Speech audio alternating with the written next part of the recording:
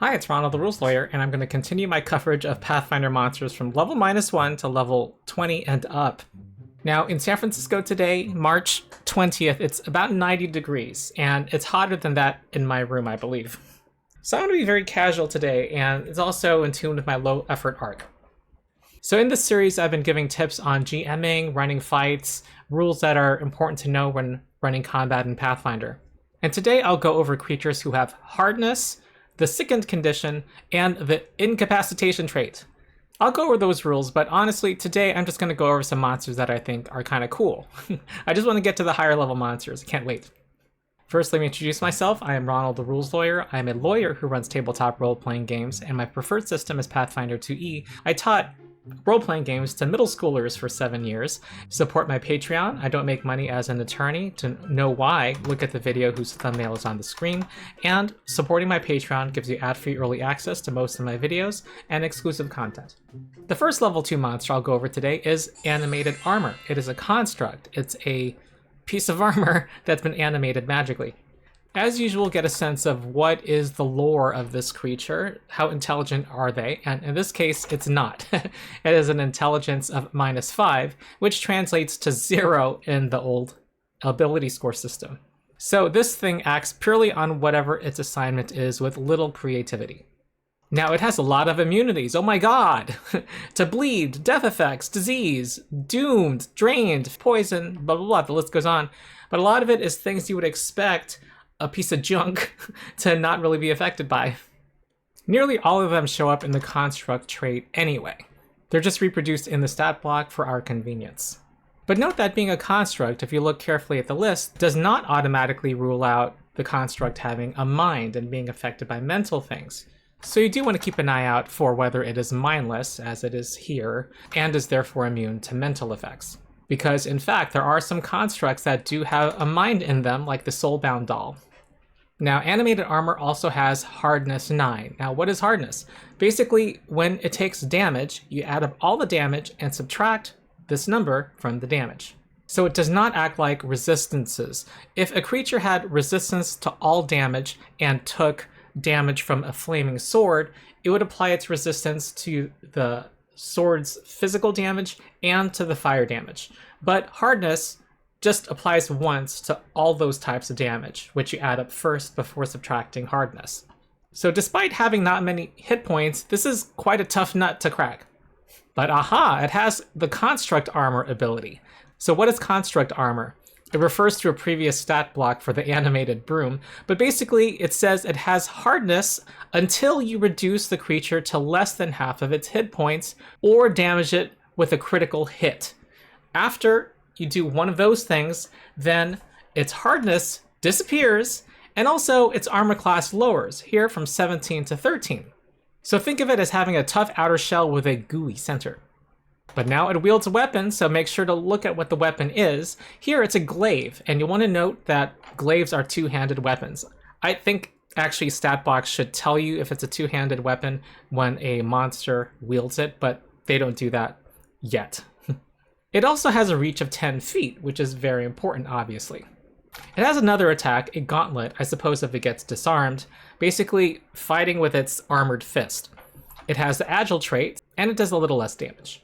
With the lower multiple attack penalty, it's the logical choice for a follow-up attack. However, the glaive is a two-handed weapon, so it would have to release one of its hands off of the glaive to do this, and if it ever would want to wield the glaive again, which requires 2 hands, in Pathfinder, you need to spend an action to restore a two-handed grip on a weapon. So very unlikely they'll switch to the gauntlet. The glaive does more damage, and it's an animated armor. They're not going to be the most sophisticated combatants. Maybe if they're fighting something that really needs bludgeoning damage against it. Alright, so the next stop in our quick tour is the giant crab. This is another shell that is tough to crack. In this case, it's represented by having resistance 3 to physical damage. So every time it receives bludgeoning, piercing, slashing, or bleed damage, which is categorized as physical damage in Pathfinder, you reduce that instance of damage by 3. Oh, except it has an exception. Bludgeoning damage is an exception here. It bypasses this resistance. But yeah, that's something rules has written many people don't know. If this crab were to take persistent bleed damage, its resistance would apply to that damage. I want to talk about the giant crab today because I think it showcases how melee monsters in Pathfinder aren't just I run up to you and attack. Here, the giant crab has the grab ability, capital G. That means it refers to some rule element. With grab, if it had a successful strike with its last action this turn, it can grab using an action to try to grapple that target, using the same body part it did the strike with. Now, what's the big deal here? Why is this a special ability? You can always do that. Well, here, it is completely independent of the multiple attack penalty. It is not subject to it, and it doesn't contribute to it. Now, grappling is a pretty powerful ability, and I already went over it in my level 0 video when I talk about orcs and their athletic skill actions. Link in the description. And when you critically succeed, you can restrain the creature, which is pretty devastating. The creature can't do anything but escape. Another part of the grab special ability is that if the crab already has somebody grabbed, normally you need to make another successful grapple the following turn if you want your grapple to last beyond the end of your next turn. But here, the grab special ability, it can basically auto-succeed if it uses this action on that second turn. Another cool thing the crab can do is constrict a foe, and we've gone over this in a previous video. If it has a creature grabbed or restrained, it can spend an action to do 1d6 plus 3 bludgeoning damage, and the victim has to do a fortitude save, a basic fortitude save, to try to avoid that damage. So this means, by rule, a crab can strike with its claw with its first action, then grab with its special ability, and if it succeeds, with its last action, can constrict the enemy. And then on the second turn, it can claw a second party member, use its grab ability as its second action, and with its last action, it can constrict both party members, because constrict lets it do damage to all the creatures it is grabbing or restraining. Or optionally, it can, with its third action, auto-succeed at continuing its grapple of the first party member. Alright, what else can the crab do? It has a reaction called Scuttle. This is always something to look for as a GM when you see a new stat block, to see if it has a cool reaction. Reactions are often nice surprises during combat. Here, when the giant crab is the target of an attack, so long as the crab isn't prone, it can get a +2 circumstance bonus to armor class by scuttling to the side, and after the attack resolves, it can stride up to its speed in a straight line as part of the reaction. And because in Pathfinder, moving up to the crab costs an action, it's kind of annoying for the people fighting it. Another cool thematic thing is that it's vulnerable to prone. If you try to trip the crab and you critically succeed, instead of being just getting a -2 circumstance penalty to armor class because it's off guard, it gets a -4 circumstance penalty as it's on its back and tries to flip back.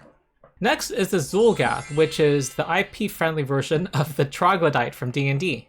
They're known for their BO and being stinky, so this is our opportunity to talk about how Pathfinder handles feeling sick in this system.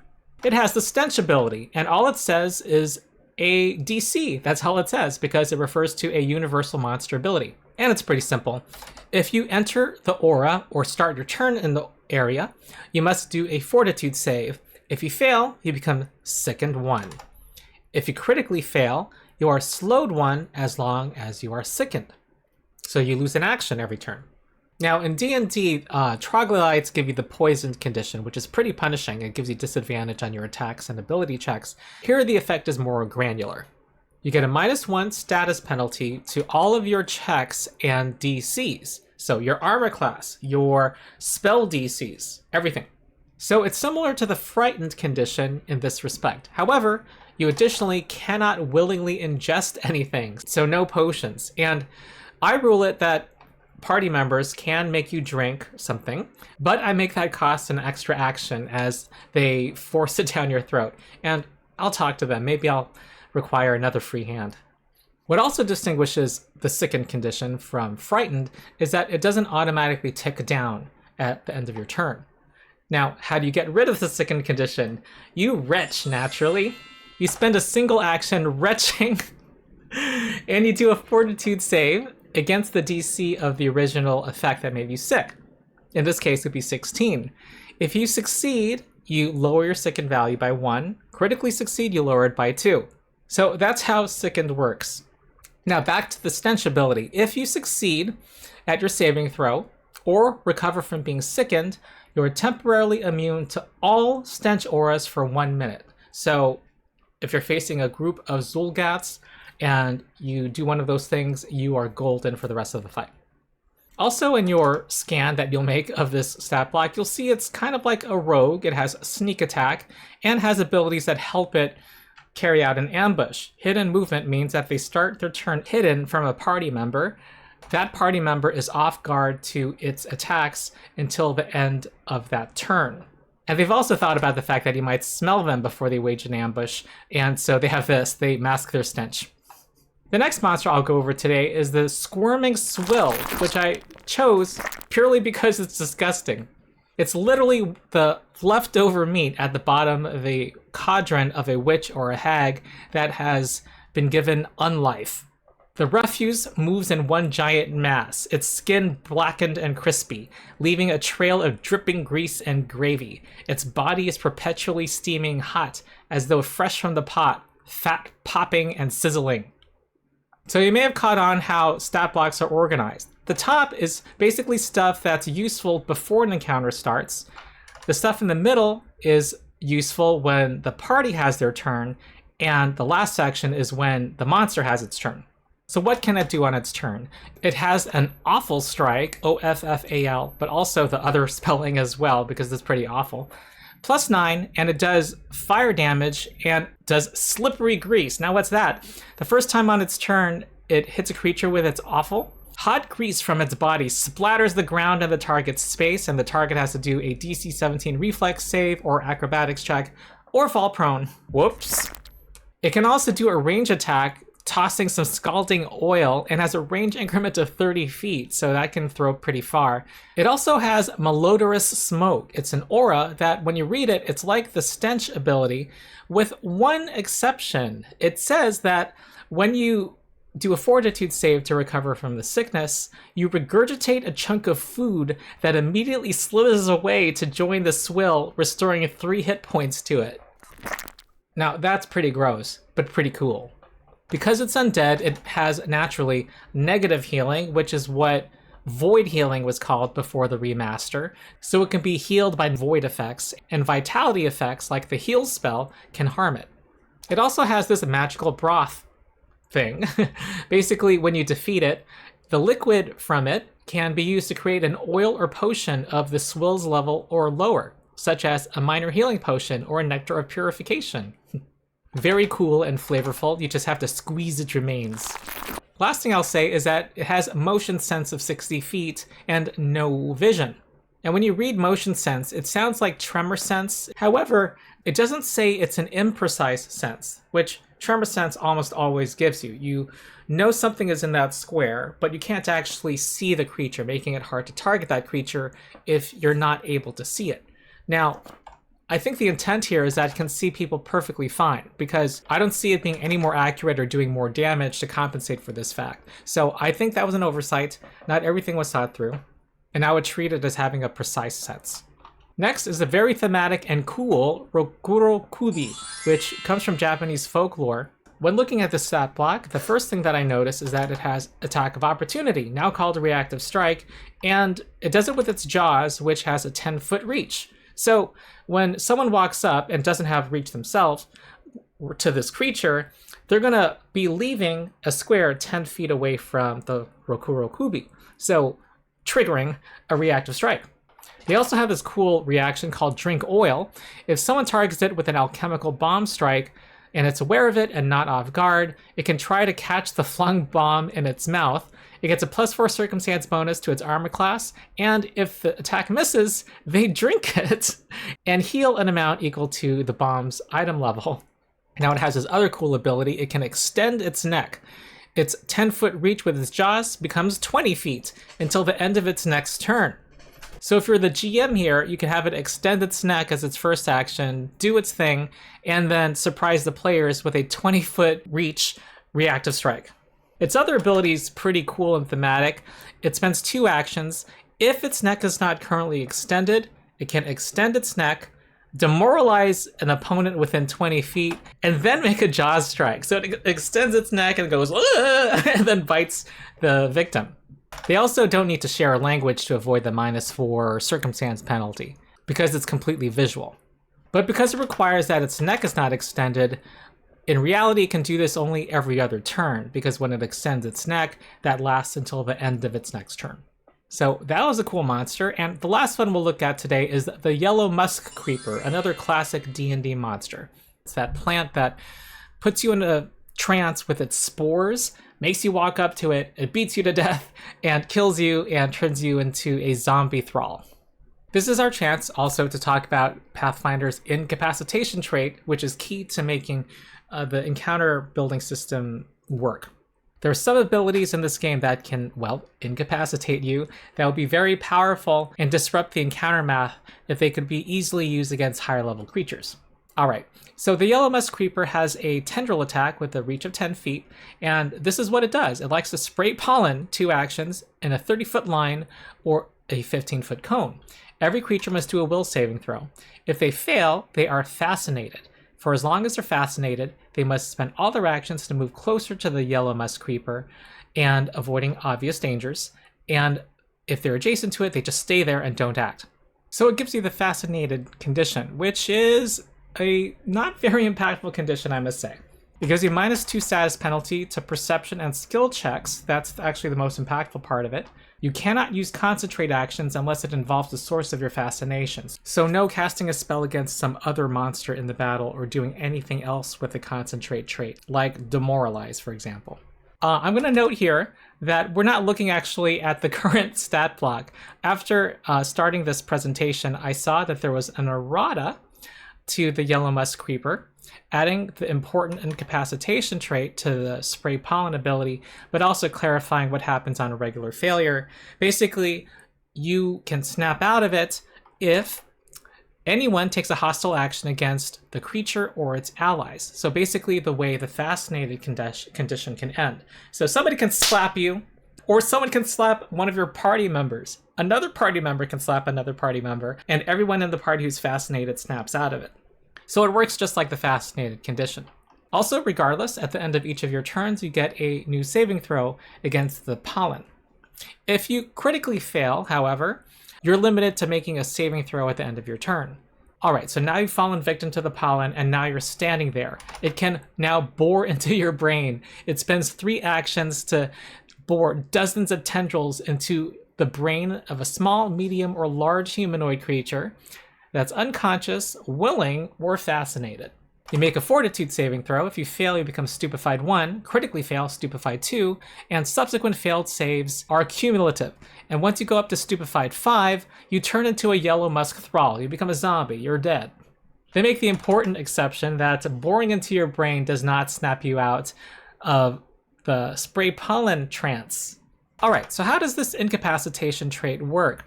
So let's say you are a level 2 creature and you encounter this. If you fail your saving throw, you fail. Everything's normal. However, if you are higher level than this Yellow Musk Creeper, you're level 3 or higher, then you treat your saving throw as 1 degree of success better. So you can still be fascinated by this, but you have to critically fail your saving throw in order to have a regular failure. Make sense? Hopefully. Similarly, if you have a regular failure, you succeed on your saving throw. Now, not everything has a level in Pathfinder that has the incapacitation trait. A spellcaster might try to cast Dominate on you, which is likely to be a 6th rank spell. For you to benefit from the incapacitation trait, your level needs to be higher than double the rank of the spell. So you'd have to be level 13 or higher. Now, this is frustrating for party members if you're, for example, trying to cast Dominate on a higher level boss. But it's a godsend for a level 3 party that might have to face, say, 4 Yellow Musk Creepers at once. The incapacitation trait means that level means level in Pathfinder, and the encounter building system works. You get the difficulty you shoot for when you create an encounter.